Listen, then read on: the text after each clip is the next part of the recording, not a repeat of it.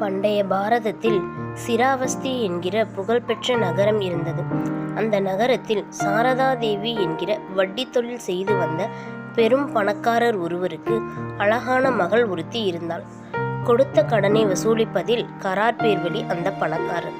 கொடுத்த கடனை வசூலிப்பதில் யாரிடமும் தெய்வதாட்சண்யம் எல்லாம் பார்க்க மாட்டார். வட்டி பணத்தை உரிய காலத்திற்குள் திருப்பி கொடுக்காவிட்டால் வட்டிக்கு வட்டி, அப்படியும் கொடுக்காவிட்டால் அந்த வட்டிக்கும் வட்டி என தனது தொழிலை ஏகபோகமாக செய்து வந்தார். இந்த பணக்காரரின் மகள் பருவ வயதை அடைந்த பிறகு காதல் வலையில் விழுந்தாள். காதலன் வேறு யாரும் இல்லை, அவளது தந்தையிடம் வேலை பார்த்து வந்த இளைஞன்தான். ஏழ்மையான குடும்பத்தைச் சேர்ந்தவன். இவர்களது காதல் விவகாரம் அந்த பெரும் பணக்காரருக்கு தெரியாது. நாளொரு மேனியும் பொழுதொரு வண்ணமுமாய் இவர்களது காதல் வளர்ந்து வந்தது. இதற்கிடையில் தங்களது மகளுக்கு பெரிய இடத்தில் மனம் பார்க்க ஆரம்பித்து விட்டார் அந்த பெரும் பணக்காரர். அவரது மகள் தன்னுடைய காதல் விஷயத்தை தந்தையிடம் எப்படி தெரிவிப்பது என்பது தெரியாமல் தவித்தாள். தங்களது காதலுக்கு அந்த பெரும் பணக்காரர் எப்படியும் பச்சை கொடி காட்ட மாட்டார் என்பதை புரிந்து கொண்ட காதல் ஜோடி ஒரு நாள் திடீரென்று தலைமறைவானது. வட்டிக்கு வட்டி வாங்கி பல குடும்பங்களை நடுத்தெருவுக்கு கொண்டு வந்தவர் தன் மகள் காதலனோடு ஓடிவிட்டாள் என்பதை அறிந்து பதறினார். காதலர்களை பிடித்து வர தன் ஆட்களை அனுப்பினார். ஆனால் காதல் ஜோடி வெகு தூரம் சென்றுவிட்டது. வெகு தொலைவில் உள்ள ஒரு ஊரில் தஞ்சம் புகுந்த காதல் ஜோடி அங்கேயே திருமணம் செய்து கொண்டு வாழ ஆரம்பித்தது. அடுத்த சில மாதங்களில் பெரும் பணக்காரரின் மகள் கர்ப்பமானாள். நிறைமாத கர்ப்பிணியாக அவள் இருந்தபோது தாய் வீட்டுக்கு போக ஆசைப்பட்டாள். தன் தந்தைக்கு நம் மீது இன்னமும் கோபம் இருக்கும், இப்போது அவர் முன்பு போய் நின்றால் ஏதாவது விபரீதம் நடைபெற வாய்ப்பு இருக்கிறது, அதனால் அவரை தேடி போக வேண்டாம் என்று சொல்லி விட்டான் அவளது கணவன். அவள் பேச்சை அவளால் தட்ட முடியவில்லை. முதல் குழந்தையை அந்த புதிய ஊரிலேயே பெற்றெடுத்தாள்.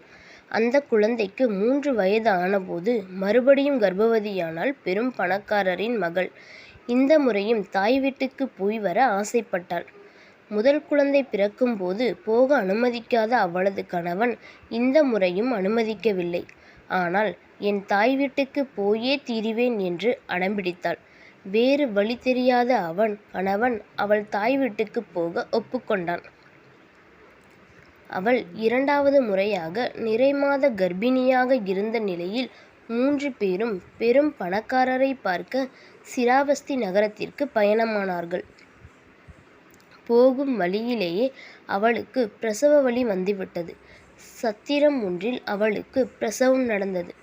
2வது குழந்தை அங்கேயே பிறந்துவிட்டது.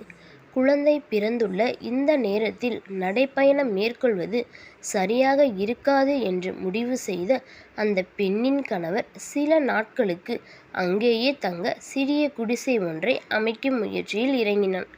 குடிசை அமைப்பதற்கு தேவையான பொருட்களை சேகரிக்க அங்கிருந்த அடர்ந்த காட்டுக்குள் சென்றான் கணவன். காட்டில் அவனை பாம்பு ஒன்று கடித்துவிட்டது. அவன் அங்கேயே மயங்கி விழுந்து இறந்து போனான். கணவன் வருகைக்காக காத்திருந்த அவனது மனைவி அவன் திரும்பி வராததால் அதிர்ச்சியடைந்தாள். அவனை தேடி போவது என்று முடிவு செய்து 2 குழந்தைகளோடும் அவன் சென்ற திசையில் நடக்க ஆரம்பித்தாள். அவளால் நடக்க முடியவில்லை. அதனால் கணவனை தேடி தள்ளாடி தள்ளாடி நடந்து போனாள். அடர்ந்த காட்டிற்குள் ஓரிடத்தில் கணவன் இறந்து கிடப்பதைக் கண்டு அதிர்ச்சியடைந்தாள். தலையில் அடித்துக்கொண்டு கதறினாள். மிகுந்த செல்வ செழிப்புடன் வாழ்ந்த தனக்கு இப்படி ஒரு நிலை வந்துவிட்டதே என நினைத்து வருந்தினாள். பிறகு தன் தாய் தந்தையை விட்டால் வேறு நாதி இல்லை என நினைத்து மீண்டும் சிராவஸ்தி நகரத்தை நோக்கி நடக்க ஆரம்பித்தாள். தன் ஒரு குழந்தையை கையில் பிடித்து கொண்டாள். மற்றொரு குழந்தையை தோளில் போட்டுக்கொண்டு நடக்க ஆரம்பித்தாள்.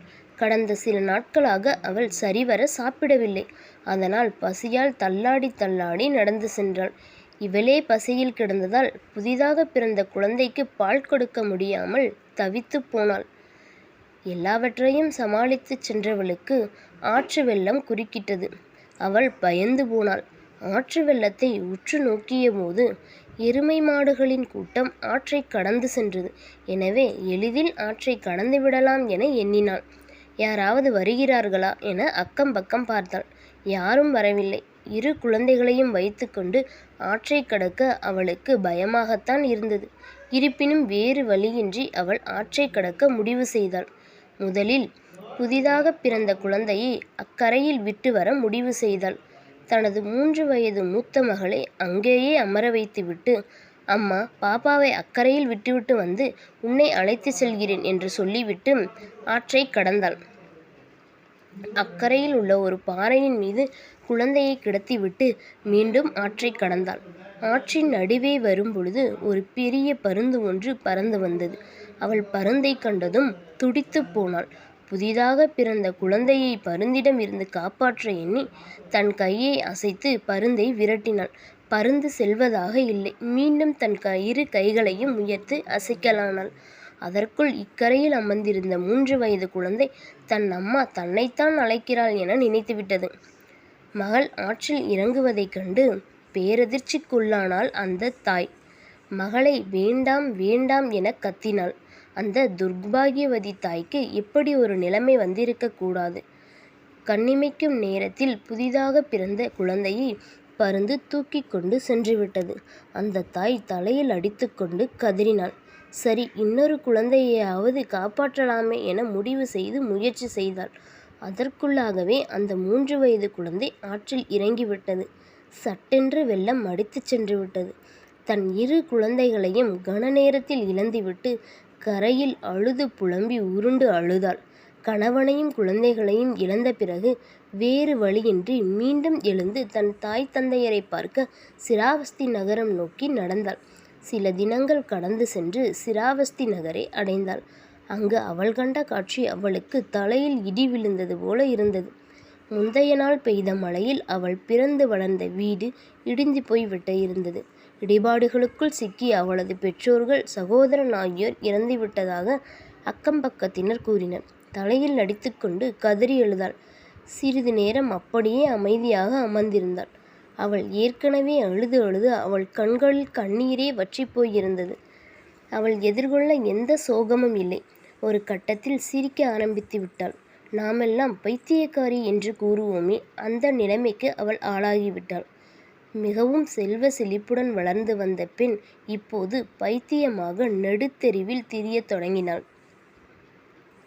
அவள் இப்படி ஒரு நிலையை அடைய காரணம் அவள் தந்தை செய்து வந்த பாவம் நிறைந்த வட்டி தொழிலா, இல்லை இவள் முற்பறிவியில் செய்த பாவமா, இவள் வேதனைகளுக்கு விமோசனமே கிடையாதா என்ற கேள்விகளுக்கு காலம் நல்ல பதில் வைத்திருந்தது.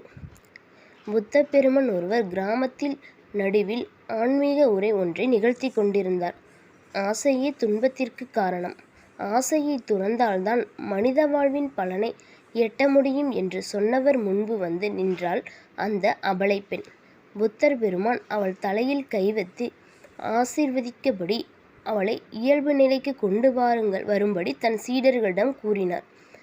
அடுத்த நாள் இயல்பு நிலைக்கு திரும்பிய அந்த பெண் தன் வாழ்வில் நடந்த அத்தனை சோகங்களையும் புத்த பெருமானிடம் கூறினாள். அவள் கதையை கேட்டதும் அவர் கண்களில் கண்ணீர் கோர்த்து கொண்டது. மகளே, உனது முற்பிறவியில் இதுபோல உற்றார் உறவினர்களை இழந்து எத்தனை முறையோ வேதனைப்பட்டிருப்பாய். உன் கண்களின் கண்ணீர் நிரம்பி வழிந்தால் அந்த மகா சமுத்திரமே நிரம்பி இருக்கும்.